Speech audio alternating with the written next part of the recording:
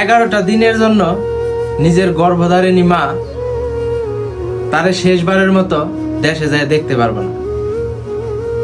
আজকে তার মা মৃত্যুগ্রহণ করেছে 11 দিন পরেই সে দেশে ফিরতেছে। বাড়িতে আসার সময় মারে রাইখা আসছে, সবাই রাইখা আসছে। এখন সে দেশে একবারে চলে যাইতেছে।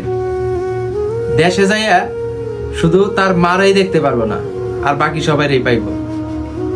প্রবাস জীবন কতটা কষ্টের, কাছের কোনো মানুষ মৃত্যুগ্রহণ করলে তখন বোঝা যায়। এই যে মাল সামনা যা ছিল সবকিছু নিয়ে সে দেশে চলে যাইতেছে। তার মা মৃত্যুগ্রহণের আগের দিনও কথা হয়েছে যে মা তোমার কি লাগবে তুমি আমার বলো, সেটাই আমি তোমার জন্য নিয়ে আসবো। ভাইটির বাড়ি হচ্ছে নওগাঁ জেলা। আমাদের সাথেই আমি এর আগেও একটা ভিডিও দিয়েছিলাম, আপনারা দেখছেন। তো সে একবারে চলে যাইতো। ভাগ্যের কি নির্মম পরিহাস, মাত্র 11 দিনের ব্যবধানে তার মা 11 দিন আগে মৃত্যুবরণ করছে, যার কারণে তার মাকে শেষ দেখাও দেখতে পারলো না। তার মার শেষ জানাজায়ও অংশগ্রহণ করতে পারে নাই।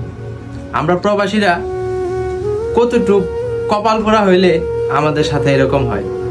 প্রবাসে আসার পরে টাকা পয়সা সবকিছুই পাওয়া যায়, কিন্তু যে মানুষটা আমাদেরকে রেখে চলে যায় শেষবারের মতো তার মুখটাও আমরা কাছ থেকে দেখতে পারি না। তো এই ভাইটির জন্য সবাই দোয়া করবেন, আল্লাহ যেন তাকে সহিবার তৌফিক দান করে। অনেক কান্নাকাটি করছে, অনেক ইয়া করছে, কারণ করার কিছু নাই। তো এই প্রবাসে কান্নাকাটি করবে, ফোনে একটু কথা বলবে, যাই করুক রুমের ভেতরেই, রুমের বাইরে করার কিছু নাই। বিদেশের এই একটা সমস্যা, নিজের আত্মীয় স্বজন, নিজের মা বাবাও যদি মৃত্যুগ্রহণ করে সাথে সাথে যাওয়া যায় না। তো ভাইটির জন্য সবাই দোয়া করবেন। এখন দেশে চলে যাইতেছে, তার জন্য অবশ্যই দোয়া করি, আপনারা সবাই দোয়া করবেন। তোমার কি কারো কাছে কোনো কথা বলার আছে? কথা কোনো বলার নাই।